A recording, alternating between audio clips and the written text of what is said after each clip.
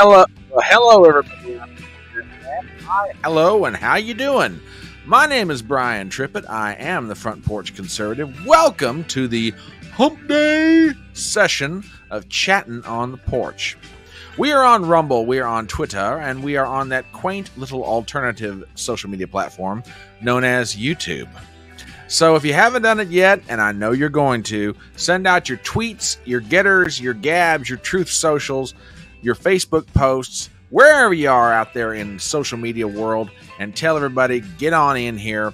It's time to talk about the news and see what we have to think about it all. Share our opinions amongst ourselves so that when we are asked by our friends, hey, what do you think about what's going on? You can turn to them and say, well, let me tell you something. My fellow Fedora Nation members and I were talking about this the other night, and here's what we've got to say about it. Believe me, there is power in multiplicity. Again, my name is Brian Trippett. I am the Front Porch Conservative, known as the common man with common sense, among many other nicknames that I've been tagged with over the years. We're glad to have you here tonight. It is the Wednesday night session of Chattin' on the Porch. Glad to see y'all. We're on Rumble, we're on Twitter, we're on YouTube, and it's going to be a really interesting evening. Glad to have everybody here. Oh, darling, I understand. I hope I can. You know, you're putting major expectations upon me. You know, that I don't know if I can live up to them. I'll do my best. I will try to help. So we'll see what we can do here. Glad to have all you in the house. TBA's over on Rumble. Howdy ho, neighbor. Howdy ho, neighbor to you. Zippy's in the house. We got WWG1 as always, holding down the fort over there, keeping everybody in line, making sure the lurkers on Rumble don't get out of hand. But yeah. Oh, okay. This is scaring me a little bit. This is scaring me quite a bit, actually. I'm not quite sure how to take this. I should tell you one thing, though. I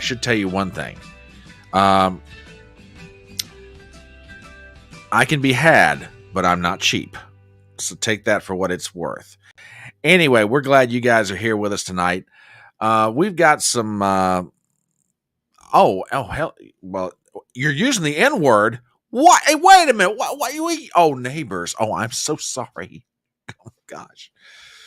Robert, you were scaring me there, my man. Dropping the N-word in my channel. What the matter with you, dude? WWG1 says, hey, I'll keep him in line. I have my whip in my chair. Okay, keep whatever oddness inside the four walls of your house is going on. That's entirely up to you. What you're using whips and chairs for, I have no idea. I'm just saying. Oh, jeez. Oh, y'all are in a mood tonight. I can tell already. Oh, gosh. Well, actually, I'm glad you guys are fun and feisty. I admit to coming to this live stream tonight feeling a little bit down. Stomach's bothering me for some reason. I ate too much or I ate too fast or both. So there you go. But we'll see what we can do. And yes, ladies and gentlemen, if you come here tonight like Gypsy, she's not in a real good mood. We're going to do our best to help each other out. I mean, look, in times of darkness, we all have a responsibility to each other. You hold each other's hand, figuratively speaking. You look each other in the eye. You give each other a hug when you need to, and you remind each other, we're going to make it. We're going to get through this thing. It's going to get better. TBA says, did you stop at Jim's again, or was it Rocco's? No, I did neither tonight, actually. I went Mexican. I grabbed some Taco Hell, and that's what it's playing on my stomach right now. It's like, So anyway, there you go. Holding hands. Oh, Lord. Yeah, I know. Crazy. Yes, I think this bunch does require adult supervision as much as altogether possible. So I'm just saying. Oh, Lord. This bunch is crazy. All right. We got a few things to do tonight. TBA, you ought to feel sorry for my gastrointestinal discomfort. So there you go. I won't buy Taco Bell. You only rent it. How do you rent Taco Bell food? I don't understand that. Anyway, all right, let's get down to business, guys. Got a few stories to go over this evening. I don't know if I'm going to go the normal hour and a half. It kind of depends on how I feel, but we got some stories to talk about. There are some things in the news, and I want to start off tonight with some continued fallout that's going on from the Hunter Biden verdict. And there's a very interesting story that ran in Politico today, or maybe in yesterday. Let me double check the date on this. Give me a second here, real fast. Yada yada yada yada yada yada. No, this ran yesterday, right around 5 o'clock. I didn't catch it, and I wished I had. But then again, given the news that dropped today, oh boy, does this story complement what I'm about to tell you next. Before I do, however, I have to say hello to someone who is new to the electronic front porch. Sleeping Sloth has become a subscriber to my channel over on Rumble. So Sleeping Sloth, if you see this, welcome to Fedora Nation. We're glad to have you. And if you wouldn't mind, spread the word, tell your friends, and drop by chat sometime, daggone it. If your schedule will allow, we'd love to hear from you. So if you guys get a second, I don't know if this person is on Twitter or not. I don't know if we'll even ever see them. But if you wouldn't mind, if you should ever do, welcome someone on social media who goes by the handle Sleeping Sloth. They are now a subscriber to the channel on Rumble. So there you go. It's exactly. There you go. Absolutely. All right, let's get to this some more fallout from this Hunter Biden story. There's an article that ran in Politico yesterday evening right around 5 o'clock. And like I said, I didn't catch it. I wish I had. But it really, really goes as a beautiful compliment to the following story that comes after it. So let's get into this first to set up the big news of the day, which I can't even believe. Well, I can. I can believe Joe Biden is actually toying with this idea. But man, if he were to actually do what is being tempted in the press, or maybe it's better to say that he himself is tempting, oh man, the fallout it's going to be like setting off an explosion. Anyway, let's get to Politico. And we have the following. Headline: Biden's team was waiting for a Hunter Biden verdict. That didn't make it easier when it arrived. The campaign anticipates the outcome will become more of a fixture on the trial and more fodder for Trump, but they don't expect it to have a big impact. I don't necessarily agree with that, and I'll be glad to get your guys' take on that too. Article by Jonathan Lemire, we've got the following. Joe Biden and his campaign long expected that the federal gun trial involving the president's son Hunter might not end well. But the younger Biden's verdict on Tuesday on 3 felony charges stemming from his purchase of a handgun in 2018 still provided a major test of their plans to manage the fallout, and, in some cases, forced a readjustment. The president learned of the conviction while in the White House preparing for an event on gun safety. He was set to hurry home Tuesday afternoon for an unscheduled visit to Wilmington to see his son before departing for a high-stakes trip to Italy for the G7 summit. Hang on one second. I just thought about something that we need to talk about tomorrow night for sure, because that's got some stories coming out of it already. Okay, moving on. Just miles away, his team held a series of conversations at their campaign headquarters to discuss the potential aftershocks from the verdict, according to 3 Biden officials familiar with the internal dynamics who were granted anonymity to relay details of them. The general belief among aides is that it will not change the trajectory of the race, but will likely become a focal point of the upcoming debate with Donald Trump. Aides discussed the possibility that the former president would use the forum to badger Biden as an inadequate father. More broadly, they anticipate that Trump-allied groups and even GOP lawmakers will incorporate the trial into attack lines throughout the summer. Okay, I want to stop here for a second. Could I see Trump bringing up the Hunter Biden trial in the debate? Yes, I could. Do I somehow see him, trying to use that to make some kind of statement that Biden's a bad father. No. If Trump does that, first of all, he's missing the whole point of what's going on, which I most certainly don't think is going to happen. And more particularly, he'll give Biden a pass. The reason that you bring up the Hunter Biden trial is to point out what Hunter Biden got by way of advantages and what Trump most certainly was denied in terms of constitutional rights. You use it as a contrast. I don't think Trump's going to make the argument that Biden's a bad father, although you could really debate that almost anywhere. But anyway, let's get back to the article. Quick sip.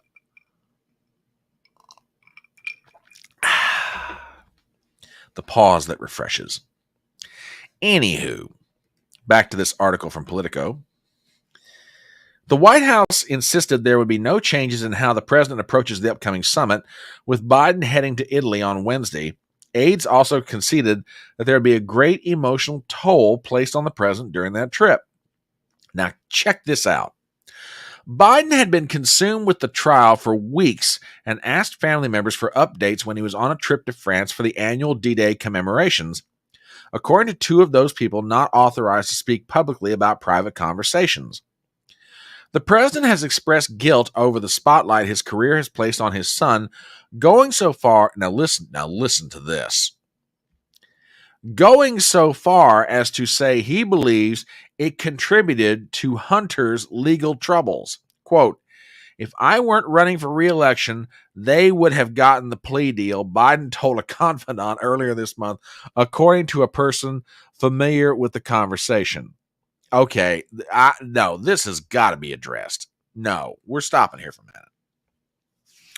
minute. Joe, please, whatever you're huffing that's affecting your brain that badly, put it down before you hurt yourself.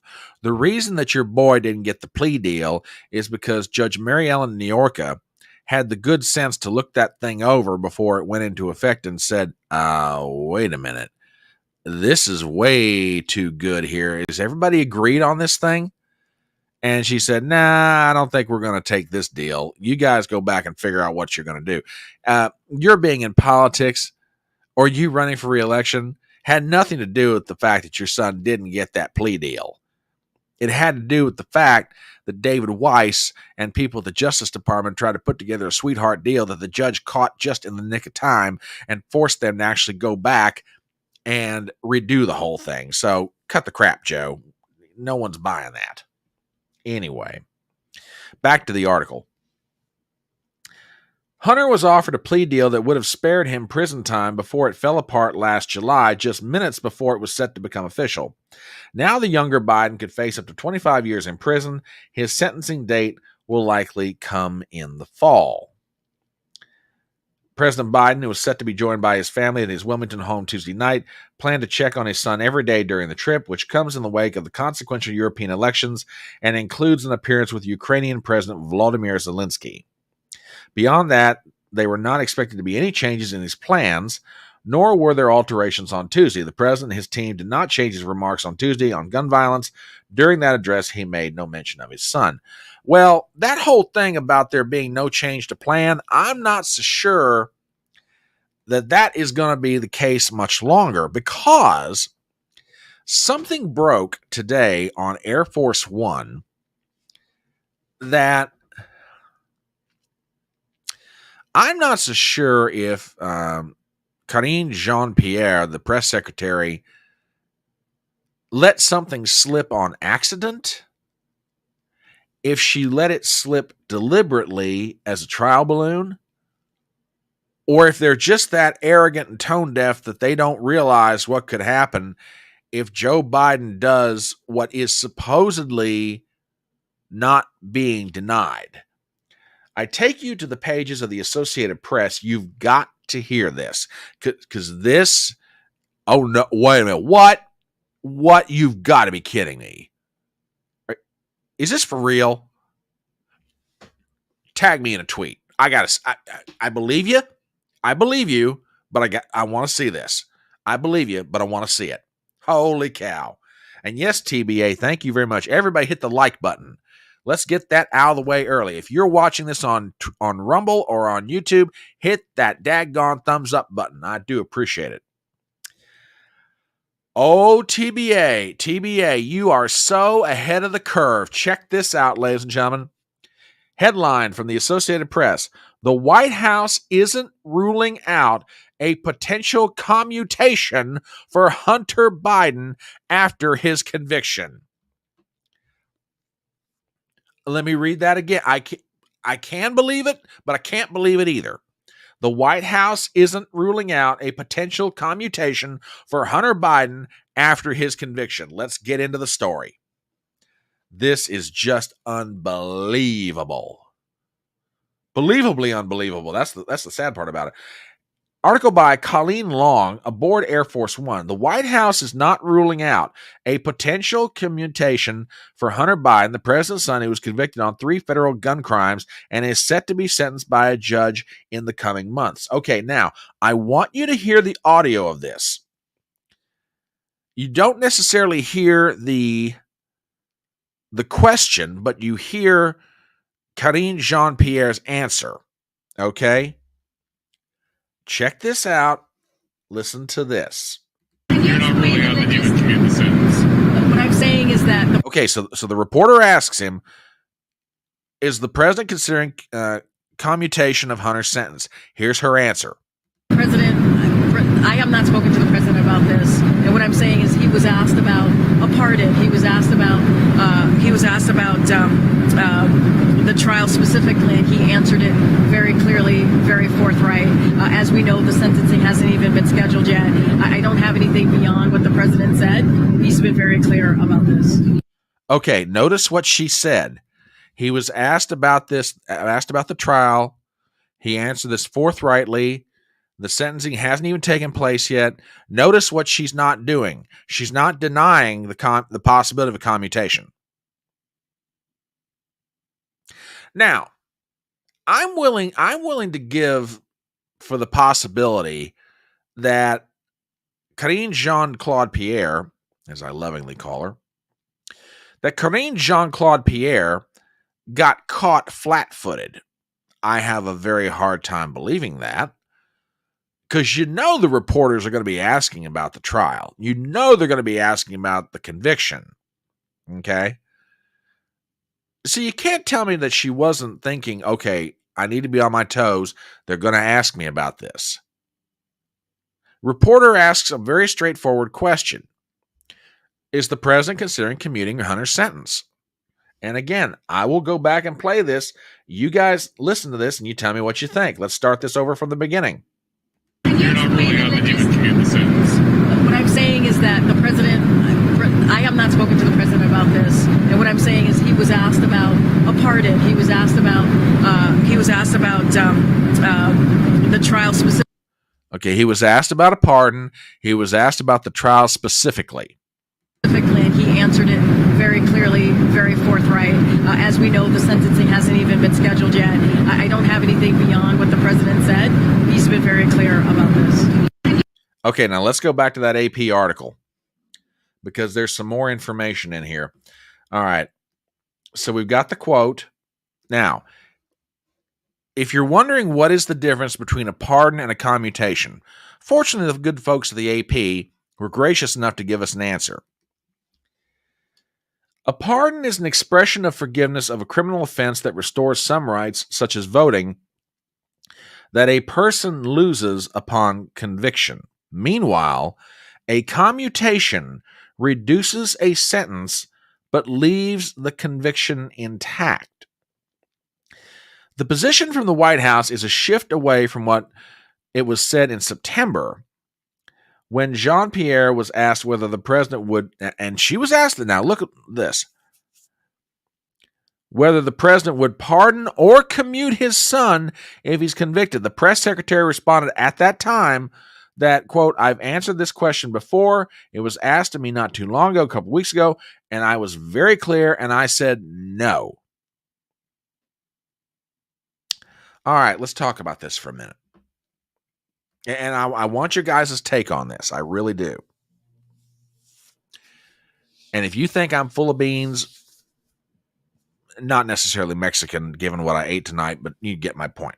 You think I'm full of beans? Just tell me. She didn't deny that the president's thinking about a commutation.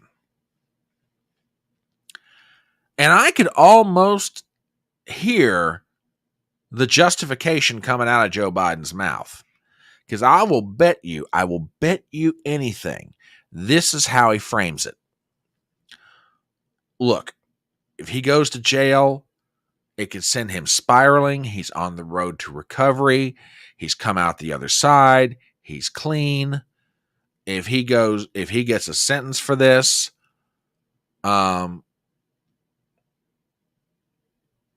this could cause him to spiral back into addiction. When he gets out of jail, he starts using, or he finds a way to start using while he's in jail, yada, yada, yada. The commutation is only fair because, after all, he's a recovering addict. And better for him to have his sentence commuted and he stay on the road to recovery with a chance to continue to stay clean, but we're not taking away the guilty verdict that was found against him. I can just hear something like that. And yeah, Robert, you may be right. Maybe this was the plan all along. I mean, look, I stand by what I really think that Joe's going to pardon him. It's just a matter of when. Okay? But I hadn't stopped to consider the possibility of commutation. I'm not going to lie. It never even crossed my mind. But the more I think about it, the more it makes sense. Now, I agree with WWG1. If Biden were to do it, this would illustrate the two-tiered system of justice quite nicely. I absolutely agree with that. Absolutely, I do. Now, here begs the question, would Joe Biden be willing to do it? I don't, personally, I don't think he's even going to necessarily have to make the choice. Because Hunter's lawyers have already said they're going to appeal the decision. I mean, Abby Lowell came out after the jury handed down the conviction on all three counts and said, we're going to appeal this. And we talked about this last night. For various constitutional reasons, I have no problem with Hunter Biden appealing this. Like I said, don't get me wrong, I've got little to no use for Hunter Biden. I think he's a bottom-feeding scumsucker just like his dad. But on this matter, because of the bad constitutional issues that revolve around the law that was used to convict him, or what he was convicted of violating, let me put it like that, I have no problem whatsoever with Hunter trying to appeal this. So while the appeal is in place, I mean, hell, it could be months, it could be years before Hunter exhausts all of his appeals and would ever actually have to see a day's worth of jail time if he were going to. Well, while the appeal is in place, Daddy doesn't have to worry about it. Daddy doesn't have to do a thing. Joe could go all the way from here to the election or here to January 20th before he ever has to make a decision about what he wants to do for Hunter. So, I mean, could they commute the sentence? Yeah, he could commute it. Do I think in one sense he wants to? Yeah. And Robert brings up a great point. They don't care if they commute the sentence or not. They don't care if they pardon him or not, because they're in control of the system of justice, which, by the way, there's a story that we're going to get into here in a little bit related to old Merrick Garland, the Attorney General. And boy, I give the Republicans some credit. For once, they actually grew a spine. Shockingly. I don't know it's going to do them much good, given what happens after they did what they did, but we'll get to that in a minute. So would Joe Biden, does Joe Biden want to commute his son's sentence? Yeah, I think he does. Does he want to pardon him? Yeah, I really do think he does. Does he care what you and I think about a commutation or a pardon? No, he doesn't. Joe Biden is just that arrogant. If Joe Biden were to commute the sentence before the election, what happens? The whole thing blows up. In one sense, I agree with Joe Biden's political advisors. Right now, Hunter's conviction slightly muffles the complaints of Trump and those who support him about the two-tiered system of justice in America. Because like we said last night, Joe's going to point to this and say, see, even my son, who's a Biden, is not above the law. He was found guilty. Well, no, that misses the whole point. There's all kinds of ways for there to be a two-tiered system of justice. Okay? The criticisms that Trump and everybody else that are raising because of Manhattan are very legitimate. But Joe's going to try and paper over all that by pointing to what happened to Hunter and say, well, he was found guilty in a court of law. The justice system in America works and it treats everybody equally. Well, no, sir, it doesn't. TBA says, I think Joe would rather pardon Hunter. Wonder how much Trump's poll numbers would skyrocket if Joe gives out the pardon. If Joe Biden gives out the pardon before the election, Biden is sunk. He is absolutely sunk. There is a tax case pending against Hunter out in California, and actually, that trial is scheduled to start in September. So, and who knows? I mean, and I think you were the pointed out last night that Judge Noriega out in Wilmington, Delaware, is probably not going to hand down the sentence until late September, early October. So, I mean, this is going to stay in the news for a little while, okay? And like I say, I really do believe this is being floated. I really do. If a pardon for Hunter will excite higher poll numbers for Trump, Joe will do it, guaranteed. Well, why would he do that? Why would he pardon Hunter if it helps out Trump? I don't get the logic of that. I'm not saying you're wrong. I'd kind of like to hear what your thinking is on that one. Do you think you'd do it just because he's that senile or what? I'm not following you on that one. Again, not saying you're wrong. I'm just not following where you're going with it.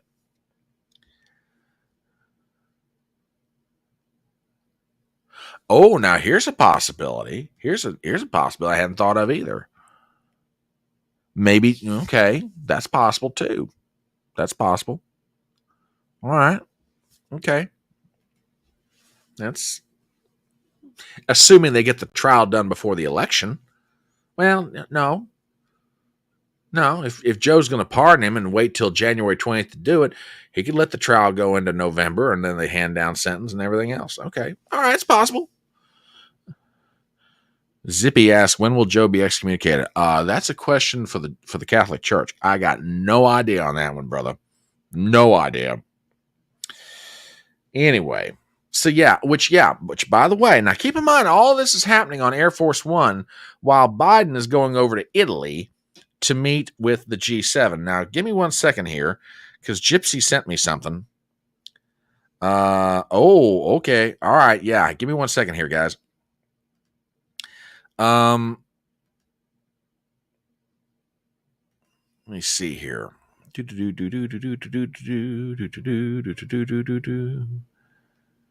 Okay, give me 1 second. Yeah, apparently, I'm going to put this up here and we'll play. It's about a 20-second clip. Oh, okay. Now I see what you're getting at here. Okay. Vladimir Zelensky was engaging in some really weird behavior, I guess, over in Italy prior to the start of the G7 summit. And I'll let you guys take a look at this. Maybe he has been hanging around Joe Biden. Either that or he's doing too much coke. Folks, do me a favor and check this out. Single largest donor of military equipment to Ukraine, and we said that we would match or exceed that amount, almost 2.5 conversations, which is why we've provided it on, but also those long range. Not bring to anything good. Thank you. Phase of the battle, and that's a very productive conversation that we're having today as well. Good. A little bit weird, like I say. Maybe he has been hanging out with Joe Biden too much. Well, I was listening to Rich Barris today, and he made a similar point. And basically, his observation goes something like this. In one sense, the verdict isn't going to do a whole lot to change anybody's minds, except maybe reinforce what they're already thinking. Okay. We'll see what happens. I think, and again, this is just my opinion. I'm just throwing this out here for you guys. You guys can feel free to agree with me, disagree with me, whatever. I've got a feeling that if it is going to have an impact, the impact is going to be determined by how Joe and Hunter handle this after the conviction. I mean, if Joe were to either commute or pardon Hunter prior to November, Joe's done. I mean, he may be done anyway. I got some poll numbers to show you guys here in a little bit that more and more, I'm not saying it's a done deal and it's in the bag, but I tell you what, if the Democrats were counting on Trump's conviction to be the thing that sways the poll numbers, it ain't happening, because there's a bunch of poll numbers that came out today, and from pollsters that are most certainly not Trump friendly, and even they're showing that, oh crap, Biden's in trouble because the conviction up in Manhattan and not doing a thing. Oh. Guys, by the by, keep your eyes open for tomorrow. And I'm not trying to tease you with this. The Supreme Court is scheduled to hand down a series of decisions. I don't know which ones they are, but remember what's hanging out in the wind right now. There's two big ones. The Fisher case, having to do with the J6 defendants and how they were convicted on the Enron law. And the second one is presidential immunity. So there are some decisions coming out tomorrow. Just keep your eyes open. And frankly, today's June the 12th. The Supreme Court ends their term on the 30th of June. There's a bunch of big ones hanging out there, and they're running out of time. They're going to have to start dropping them sooner or later. So just, like I say, I don't know what decisions are coming out tomorrow, but it's on their calendar. They're releasing decisions tomorrow. So just be advised, they're coming. Anywho, that's what's going on as it relates to some more fallout from the Hunter Biden verdict. And it is about 8:05 on a Wednesday night. Yes, ladies and gentlemen, you have made it to Hump Day. It is Chattin on the Porch. I am Brian Trippett. I am your front porch conservative. And we're getting together and talking about some items in the news. And there was speaking of news items, there was a very big thing that happened today. But before we get to that, do me a favor, if you haven't done it yet, hit the thumbs up button on Rumble, hit the thumbs up button on YouTube. If you're not a subscriber to my channel on Rumble or YouTube, please give me a sub. Like I said, we had a young man today who just subscribed to the channel over on Rumble, Sleeping Sloth. Sleeping or Sloth or Mr. Sloth, we're glad to have you. And welcome to Fedora Nation. All right. Let's get into some other items in the news. TBA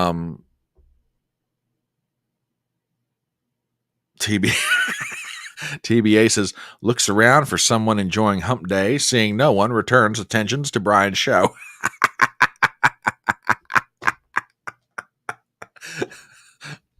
Okay, no one's enjoying Hump Day. What can I tell you?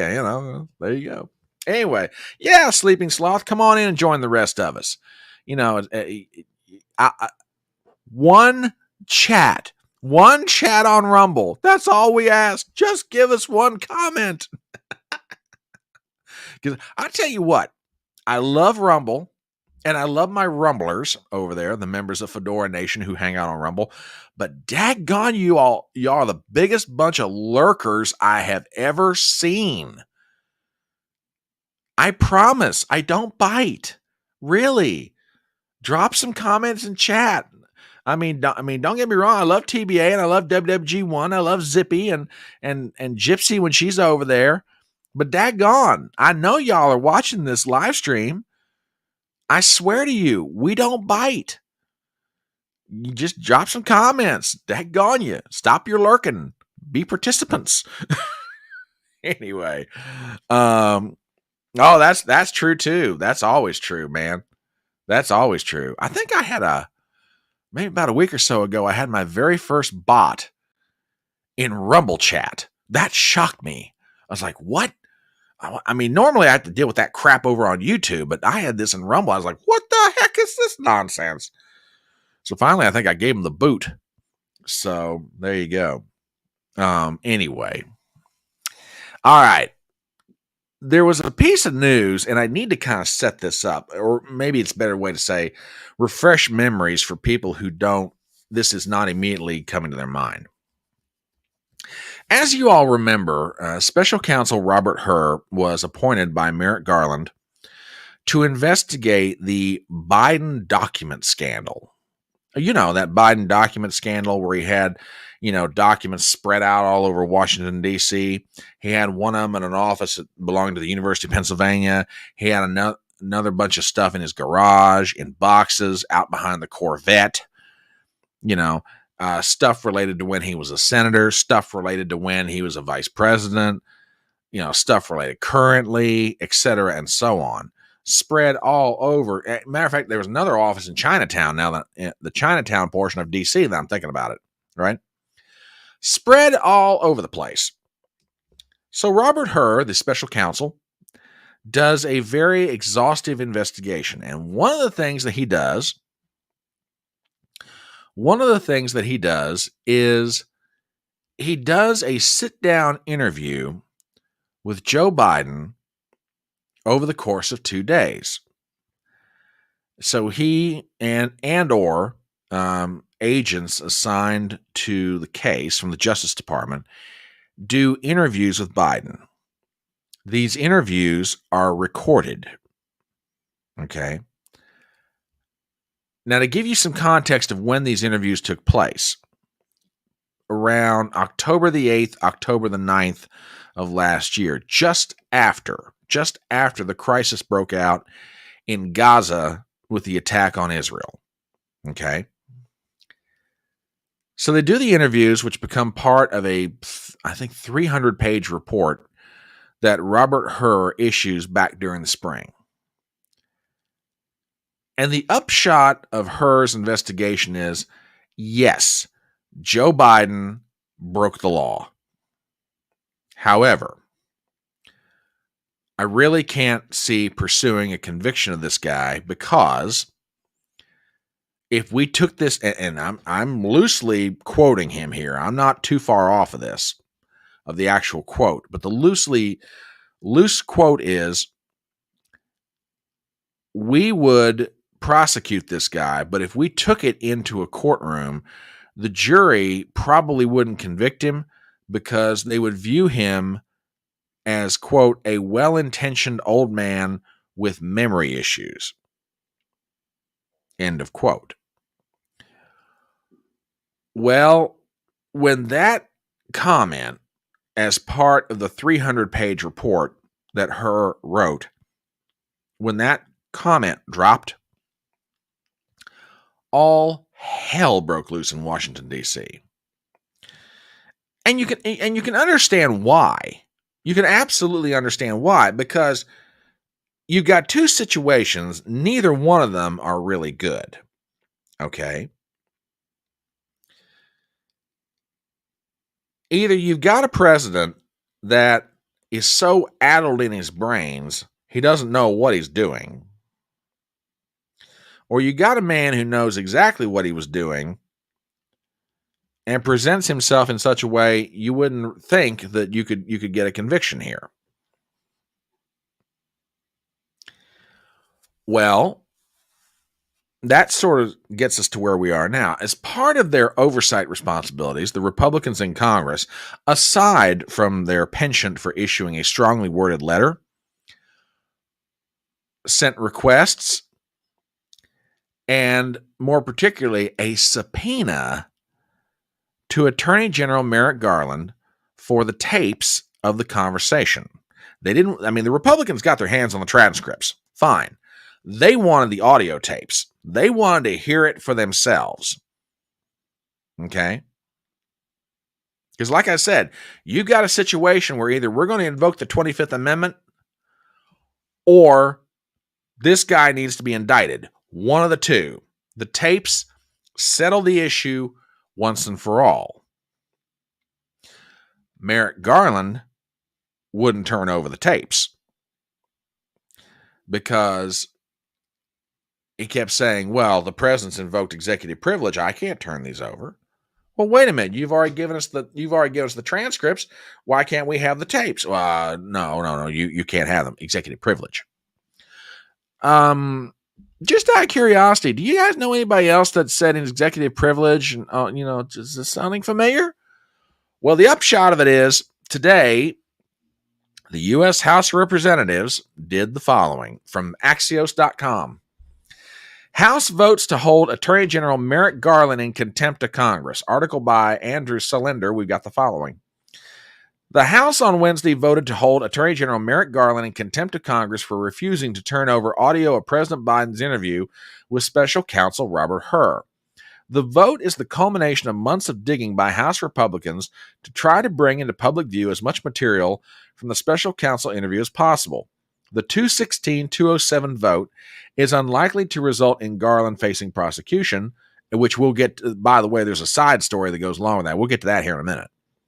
But Republicans hope it will strengthen their subpoena for the audio files. Dave Joyce, Republican Ohio, was the lone GOP no vote. Joyce said in a statement, I cannot in good conscience support a resolution that would further politicize our judicial system to score political points. Dave, I got bad news for you.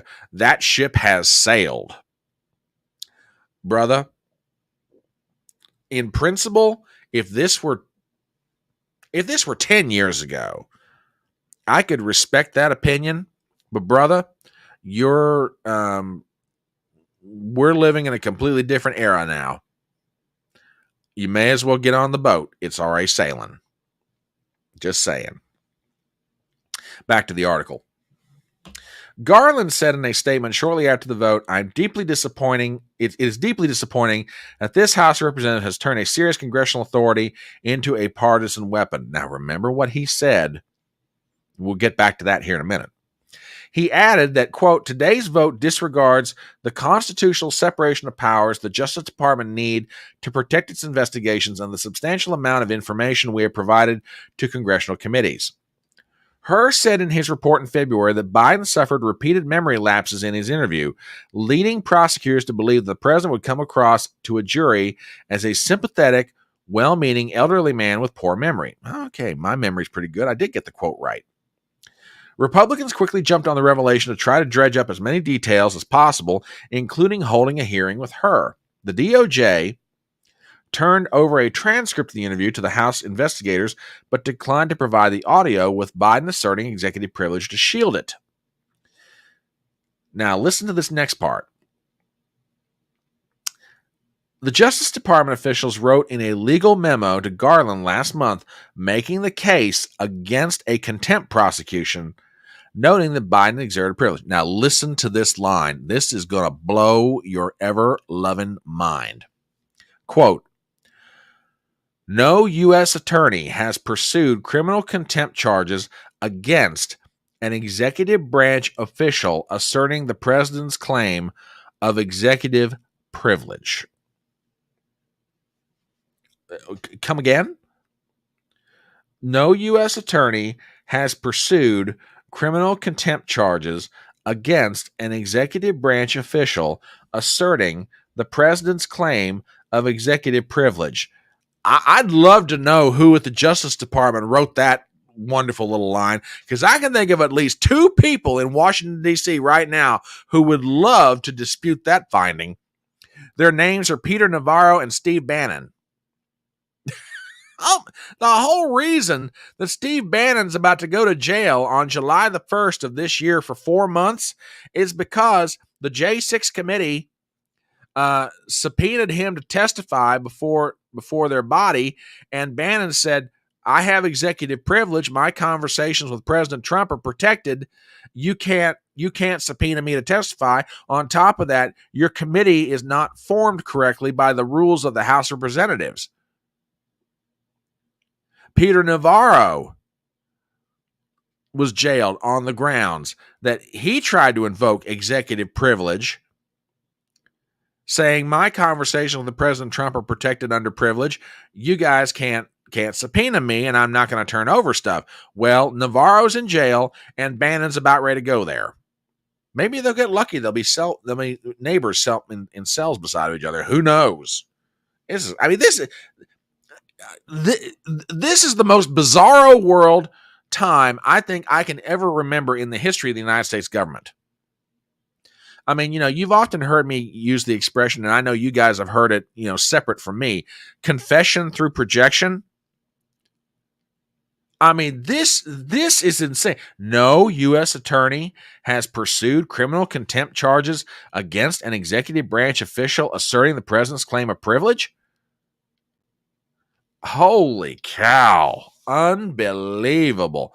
TBA says, kangaroo state of affairs. Boy, I don't think kangaroos could put a court together this absurd. This is insane. Absolutely insane.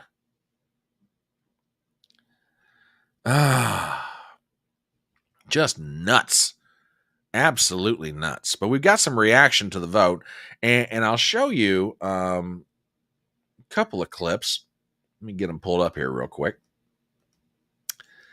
This is a 1-minute clip, and this basically is a sped up show of the process. So, folks, do me a favor and check out the 1-minute drill.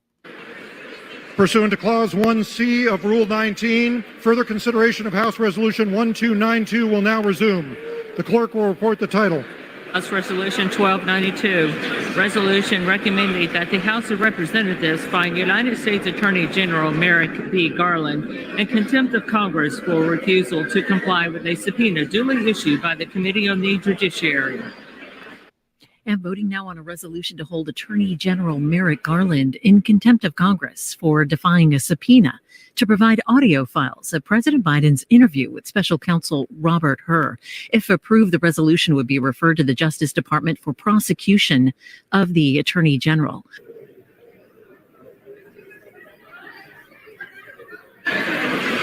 On this vote, the yeas are 216, the nays are 207. The resolution is adopted. Without objection, the motion to reconsider is laid on the table. Okay, now I do have one question, and I would like your guys' opinion on this matter, and I'm serious about this. What do you guys think are on those tapes? Or what do you think those tapes are going to show? Now, don't get me wrong. I mean, part of it, I understand why the Republicans are doing this. Okay? Let's be perfectly honest about it. Lay aside all the highfalutin questions about, oversight and responsibility and, monitoring the Justice Department. Now, lay aside all the trappings here, okay? Let's get right down to it. Truth be told, there are any number of people on Capitol Hill who have an R behind their name that want to get these tapes out there and let people see what kind of shape they think Joe Biden is really in. They want to inflict political damage. Look, I'm not trying to be unkind. That's just the reality. Okay? But I guess my question is this. Just how bad does he come across on those audio tapes that the Biden White House and the Justice Department are going to extraordinary lengths to try and make sure no one ever hears them? I'm not trying to be conspiratorial about this. I'm really not. I mean, look, all you've got to do is watch the guy long enough and you realize he can't string two sentences together without 16 hours of sleep and maybe 3 or 4, peppy pills or whatever the crap it is they've got him hyped up on. I mean, the guy is in terrible shape, physically and mentally. I'm not trying to be unkind to him. I'm just saying, watch him. I mean, did you guys see some of the clips from the Juneteenth celebration the other night at the White House? Oh my Lord, the man was completely out of it. I mean, hang on while I'm talking here. Let me see if I can find something just to prove my point. Give me 1 second here. I know I can pull this up pretty quick. I mean, Joe looked awful. I mean, I've seen him look bad, but this was just god awful. Yeah, here let me see if I can find one that really does it justice. Yeah, here's a good one. Here's a good one. Hang on. I mean, watch this. This is I'll play this. I'm not going to play it with any sound, but just watch the guy. No sound, no nothing. Okay. Everybody's dancing, they're feeling good. They're enjoying what they're seeing. Joe is he just looks awful. He doesn't know whether to clap, to smile, what to do. He's looking around. He just looks. Okay, yeah, now somebody puts their arm around him, and now he starts smiling or whatever. But I mean, this guy is he's out of it. Just out of it. So, I mean, I'm not saying anything that everybody doesn't already know. Okay? It doesn't matter if you're Democrat, Republican, liberal, conservative. Even Democrats admit, I mean, they're kind enough about how they say it. Well, he's lost a little speed off of his fastball. Hell, I don't even know if this guy can find the pitcher's mound at this point, given how bad he is. Forget speed off the fastball. Can the guy even take the field? So, I mean, how bad does he come across on 2 days worth of interviews on these tapes that the White House is desperate to not let people hear it?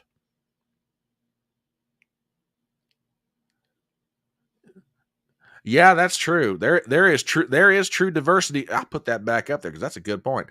Check out the diversity in that lineup. I mean, it's just.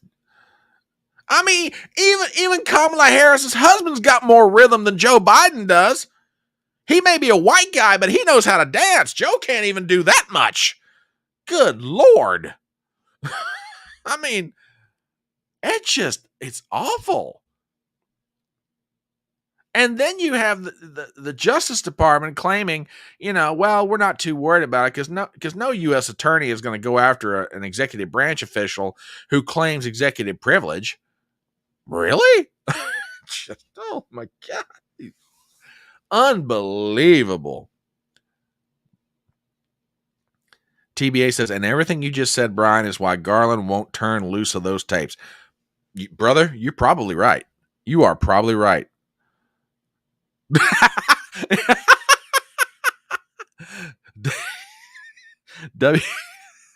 WWG1 over on Rumble says, white people can't dance and Joe Biden can't move. Oh, God. That's great. That is great. Oh, this twerp. Have you guys seen this Harry Sisson on Twitter? Oh my Lord Almighty, he just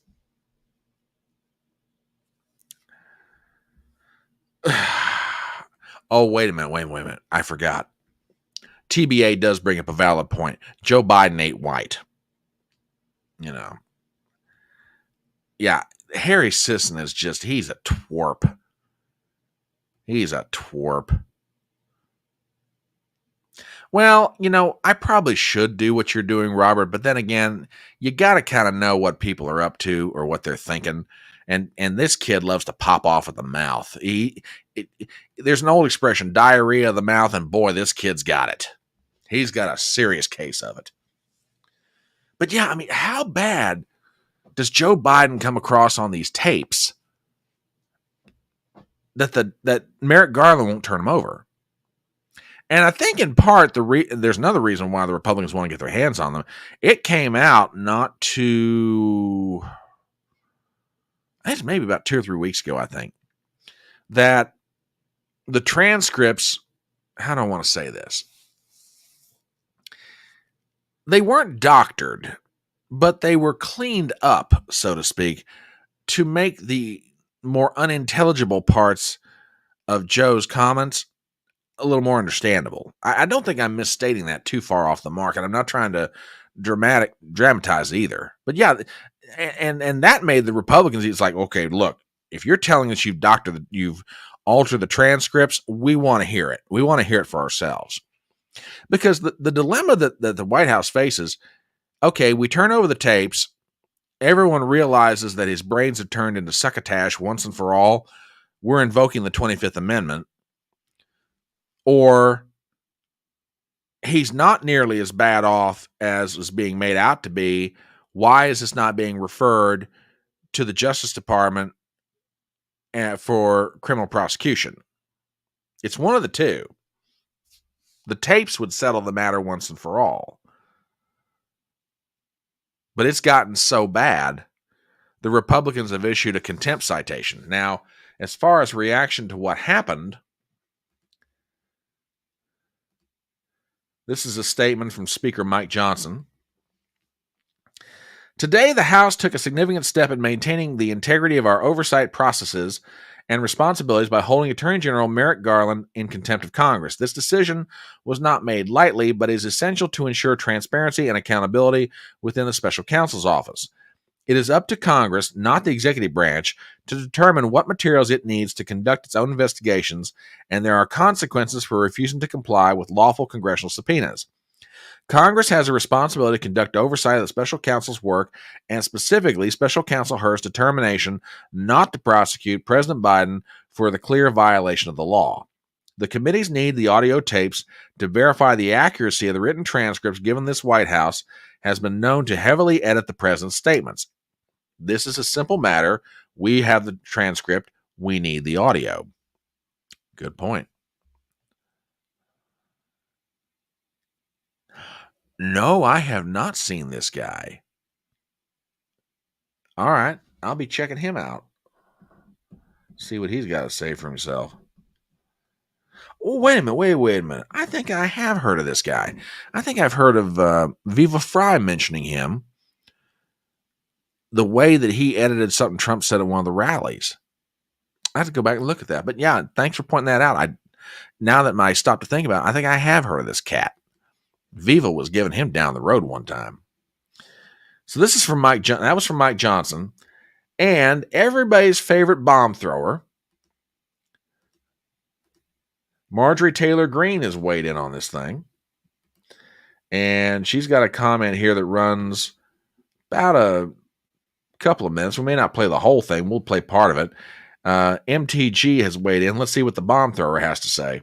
Now that you guys refer him to prosecution. Well, it should be prosecuted by the Department of Justice. Which it won't. Almost certainly won't happen. Well, if Steve Bannon has been prosecuted and is going to prison soon, if Peter Navarro was prosecuted serving time in prison, is Merrick Garland above the law? I mean, I thought the whole argument is that no one is above the law. Now that we've held him in contempt of Congress, he should be prosecuted by the Department of Justice, and he deserves the exact same fate as Peter Navarro and Steve Bannon. That is exactly the whole point. I mean, look, good for the goose, good for the gander. But Robert Lowry, one of the finest members of Fedora Nation, said it best. They control the system of justice. She's right. He ought to be prosecuted. I mean, look, if you're going to throw Peter Navarro and Steve Bannon in jail, and don't get me wrong, I'm not here to fanboy for either one of those guys. They have their pluses, they have their minuses. I'm not here to, cheerlead for them. But the point's perfectly valid. If it's good for the goose, it's good for the gander. You give it to both of them. If you're going to put Navarro and Bannon in prison because they ignored a subpoena from the Congress of the United States, and now you got Merrick Garland's been given a subpoena and he's ignoring it. Okay, we're holding him in contempt. Prosecute him. So yeah, I think MTG nails it perfectly. With absolute perfection. So there you go. Okay, it is what is it now? Oh, it's bottom of the hour, 8:30. My name is Brian Trippett. I'm the Front Porch Conservative. If you're just stopping by, welcome to Chattin on the Porch, which is our review of items in the news that we do Monday through Thursday, 7:30 Eastern. We go to Rumble, we go to Twitter, and we occasionally use that quaint little alternative social media platform known as YouTube.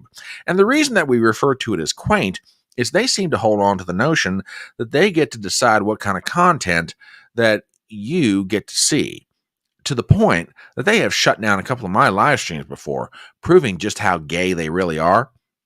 So they're holding on to that quaint notion that the social media platform gets to determine what you see. Whereas on Rumble, which I'm starting to like more and more all the time, on Rumble, they actually believe, hey, we'll let you decide for yourself. Just here are the very broad parameters. Don't do that. I mean, just normal stuff.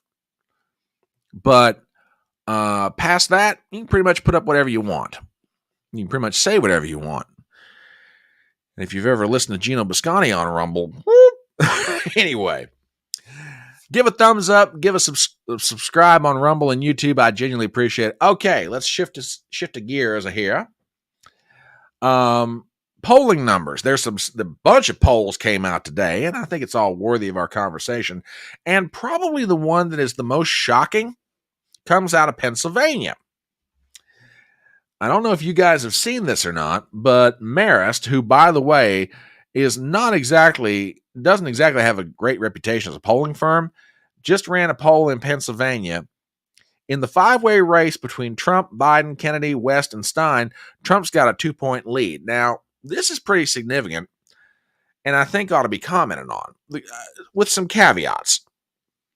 And we've been mentioning them now for quite a while. Number one, we don't know exactly who's going to be on the ballot in Pennsylvania, although from what I understand, Jill Stein is working her heart out to get on the ballot. If she does, that's going to hurt Biden. By the same token, I hear Kennedy's working just as hard as Jill Stein.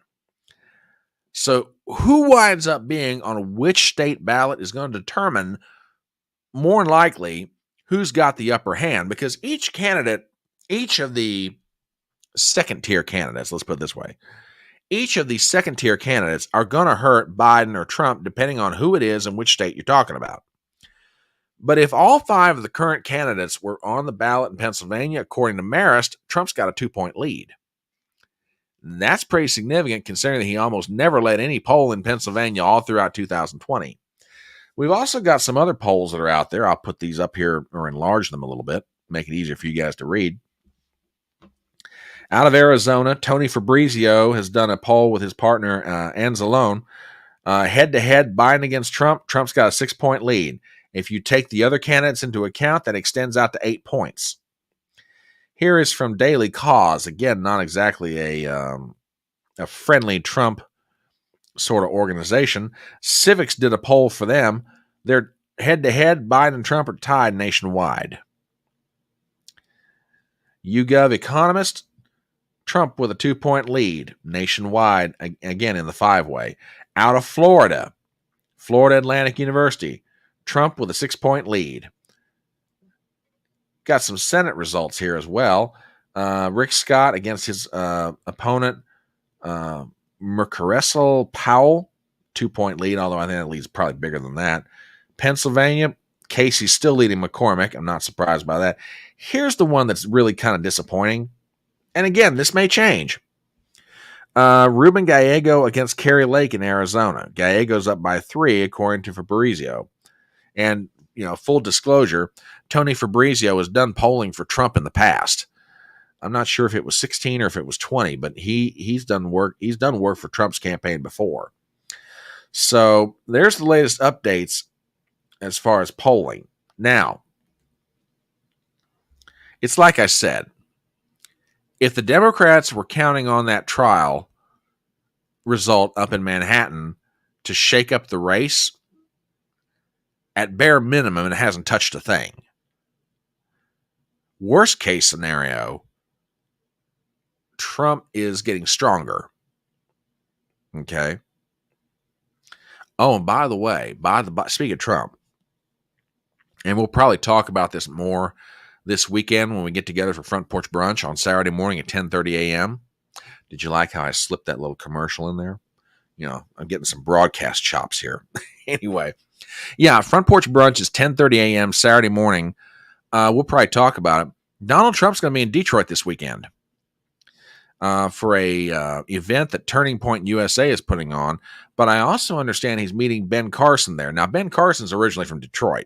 So the fact that, you know, a native son is coming home and it just so happens that he's former cabinet officer in Trump's administration.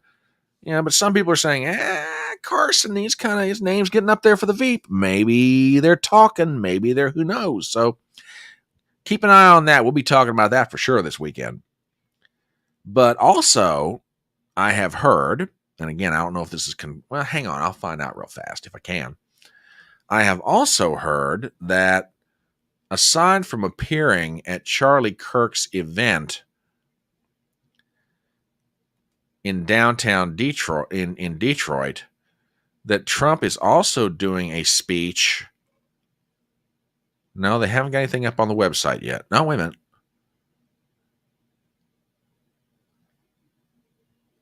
Okay, he's going to be, okay. All right, never mind. I had heard that Trump is also giving a speech in downtown Detroit, aside from the event that he's doing for Charlie Kirk. So we'll see. I mean, maybe he is, maybe he isn't, but I have heard that. So we'll keep an eye on that this weekend. Should be very, very interesting. Okay. Oh, by the way, our favorite pollster here on the Electronic Front Porch, Rich Barris, tweeted out something tonight talking about polling, and I'm going to show this to you.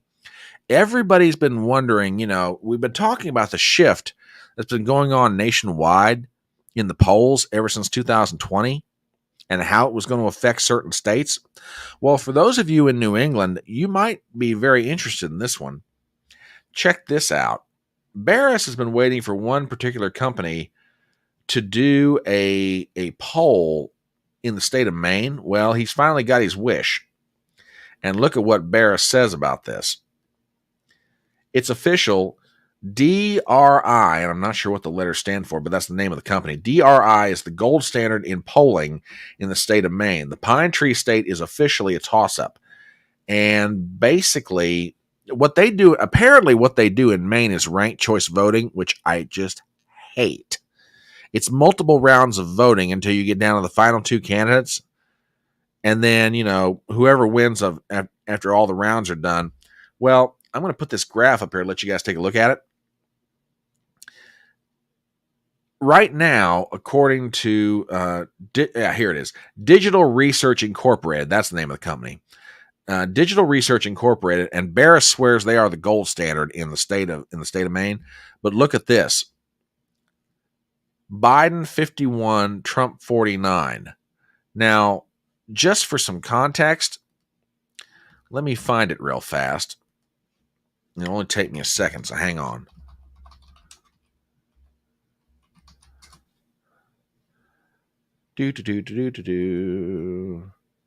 Yeah, here we go. Just to give you some context, in 2020, in the state of Maine, Joe Biden won by 9 points. If Digital Research Incorporated is right, and again, according to Barris, they are the gold standard when it comes to polling in the state of Maine, as it stands right now, Joe Biden only has a 1-point lead. Take that for what it's worth, guys. Take it for what it's worth. TBA says Joe stole the election in Maine by 9 points. I don't know. Just thought I'd bring you that little piece of news. Thought you might find it interesting. Okay. Couple other items that are in the news, and then we're going to call it a night here on the Electronic Front Porch. I found this story as I was preparing for the show tonight, and as you all know, it is Pride Month, and there's all kinds of angles to address that from. But one of the issues that kind of goes along with it is, trans athletes in sports. Well, y'all have heard of Leah Thomas, the trans swimmer. Well, Leah Thomas got a bad piece of news today. Check this out. From Breitbart, major step to protect women's sports. Trans swimmer Leah Thomas barred from the Olympics after losing key lawsuit. Article by Warner Todd Houston. We have the following. Leah Thomas, the infamous transgender swimmer who won so many NCAA women's swimming titles in 2022, is barred from the 2024 Summer Olympics after losing a legal battle against the international group that governs swimming. Thomas attempted to bring a legal case against World Aquatics at the Court of Arbitration for Sport in hopes of vacating the group's recent rules placing heavy restrictions on trans athletes. The rules effectively bar someone like Thomas from competing in international competitions and also bar him from being considered for a slot on the U.S. women's swim team, according to the UK Guardian. Thomas argued that the rules should be declared invalid and unlawful because, he says, they violate the Olympic Charter and the World Aquatics Constitution. The court disagreed with Thomas and ruled that he had no standing. The court said Thomas is, quote, simply not entitled to engage with eligibility to compete in World Aquatic competitions because he is not a current member of World Aquatics. They used a technicality to get out of this one. The rules were implemented after Thomas caused outrage for winning the 2022 NCAA title and created a new language to prevent males who, quote, transitioned after puberty from competing as transgender females. That requirement rules out Thomas and most trans athletes. Still, World Aquatics did not get a chance to argue its rules on the scientific data it used to arrive at its ban because Thomas's case was thrown out because he did not have standing to bring the case in the first place. World Aquatics, though, stands by the scientific data that shows that males who reach puberty have natural advantages over the female body in swimming, with greater muscle structure, lung capacity, and stamina, among other benefits. Several other sports have also banned men claiming to be women from competing as women. In September 2022, International Rugby passed a rule preventing male-born athletes from competing as women. In December 2023, Pro Disc Golf banned men from competing as women. British Cycling also decided to ban men from competing as women, a rule that went into effect in May of last year. So there you go. There you go.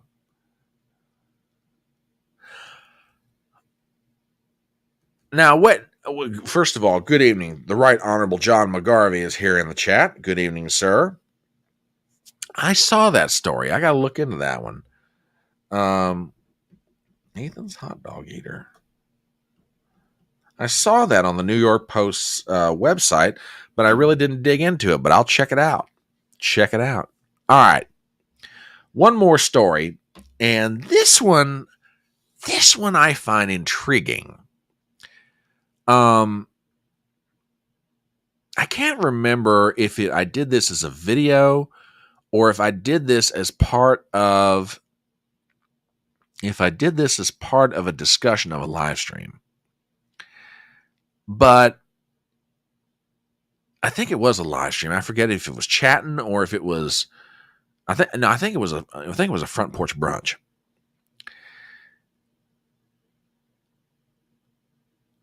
Everybody for the past, call it 30 years, has been kicking around the idea of term limits. Well,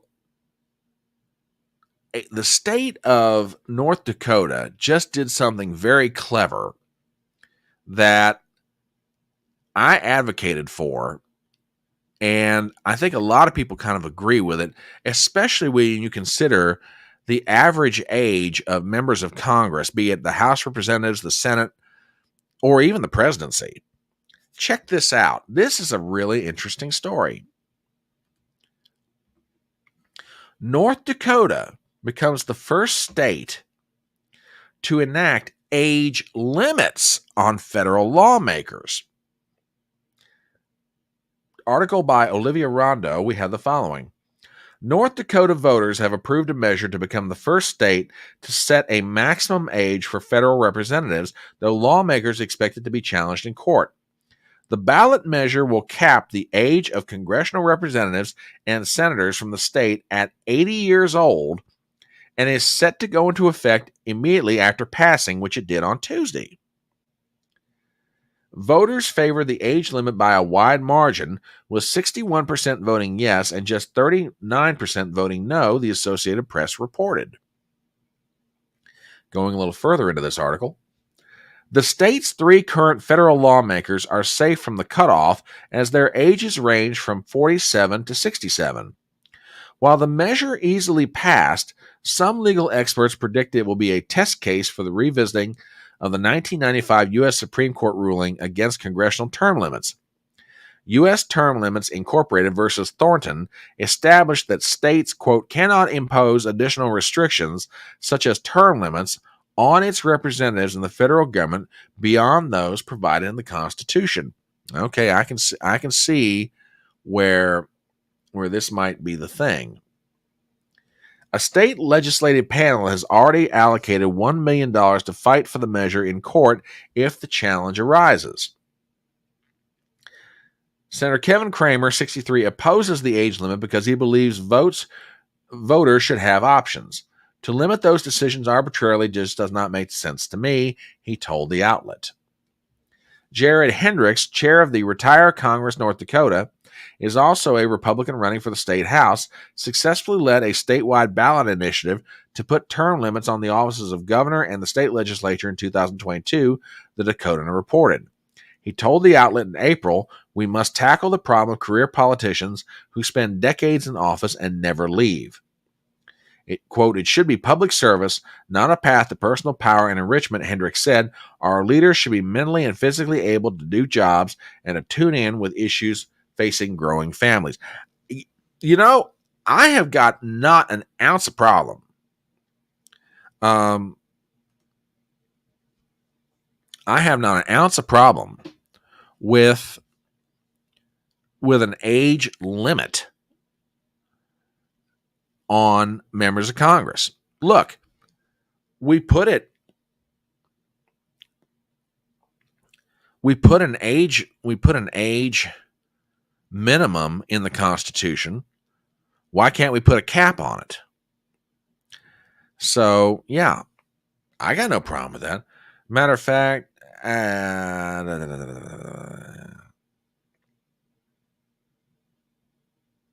okay. Oh, wait a minute. Hang on. Before we hang this up. Okay. All right. We'll do it. Hang on. Let me go grab this thing. This should be interesting. Hang on, y'all. Let me find it here real fast.